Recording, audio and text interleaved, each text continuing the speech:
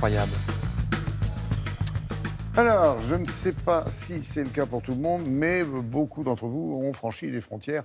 Forcément, durant l'été, c'est généralement une période propice Greta Thunberg, il a bien fait. aux frontières. Oui, enfin, sauf qu'elle n'a pas passé, elle, la frontière, j'allais dire, sur les océans, c'est un petit peu différent. Oui, exactement. Voilà.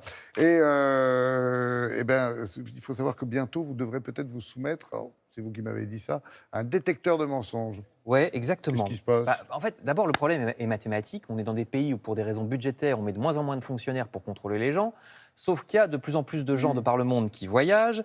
Donc, il y a de plus en plus de déplacements. Et il faut contrôler tous ces gens.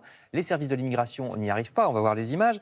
On connaît le problème avec les réfugiés. Vous savez, bon, en France, c'est souvent dans les Alpes. Vous voyez ces images ici, c'est dans la région de Vintimille, à la frontière avec l'Italie. Voilà. Vous voulez parler des migrants? Exactement. Là, les contrôles peuvent être en plein milieu de l'Union européenne. Et puis, il y a eu aussi, rappelez-vous, les crises dans les pays de l'Est de l'Europe, ce qui a incité, par exemple, la Hongrie à sécuriser beaucoup plus qu'auparavant sa frontière avec la Serbie. Ça, c'est ce que vous voyez en ce moment, puisque la frontière entre la Hongrie et la Serbie, c'est une frontière entre l'Union européenne et le monde extérieur, les pays de l'Est étant donc une porte d'entrée des immigrants, que ce soit légaux ou pas, vers l'intérieur de l'Europe. Donc la Commission de Bruxelles finance un programme de recherche pour justement faciliter et rendre plus rapide le fait d'accepter ces personnes ou pas du point de vue administratif, pour que l'entrée dans l'Union européenne soit automatisée de plus en plus afin de décharger les policiers des polices aux frontières. C'est un programme qui s'appelle iBorder CTRL. On pourrait traduire par le contrôle des frontières intelligents, si on veut.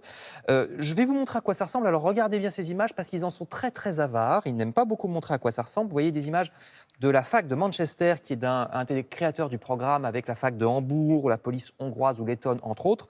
Alors, en gros, vous irez sur un site web, vous répondrez à plein de questions, vous remplirez des formulaires pour déjà faire une partie du travail depuis votre salon, avant d'arriver vraiment dans la frontière, pour que le passage soit plus simple ensuite. Il y a même un garde-frontière virtuel, le voilà, qui vous pose des questions. Alors, vous allez me dire, c'est pas très nouveau, il y a déjà plein de démarches automatisées qu'on fait depuis chez soi pour l'administratif. On commence même à connaître ça dans les déserts médicaux pour les consultations médicales, avec plein de capteurs, des caméras, des webcams qui sont de plus en plus performantes. Donc, c'est pas nouveau, sauf que pour ce système de passage aux frontières, il y a une énorme différence, c'est que ce sera en partie basé sur un détecteur de mensonges. Alors, là, je vous ai mis des images des années 70 parce que ça fait vraiment film d'espionnage des années 70, le détecteur de mensonges. Au départ, c'était basé sur surtout le cœur qui est censé s'accélérer quand on ment. Bon, de plus en plus, il y a des systèmes qui se basent sur la voix, sur aussi la température du corps, ou bien sur des caméras, sur les petits mouvements que vous faites de manière totalement involontaire, notamment des mouvements du visage. Donc, ça veut dire que avec ça, etc.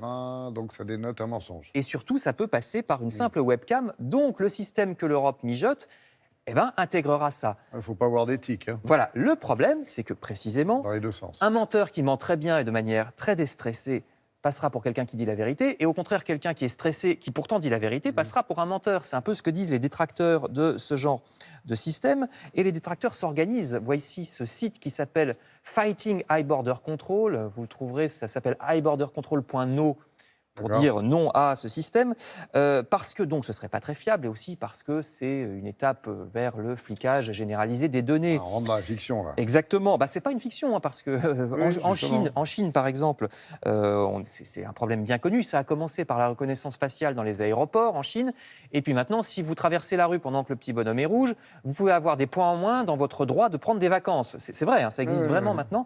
Et donc, pour ce qui est de iBorder Control, c'est déjà en phase de test en Grèce, en Hongrie et en Lettonie.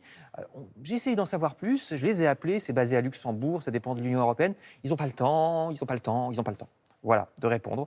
Et apparemment, je ne suis pas le premier journaliste auquel ça arrive, donc je pense qu'ils n'ont pas très envie qu'on en parle, c'est raté. Continuez donc de vous y intéresser, mon cher Frédéric. Merci pour toutes ces explications.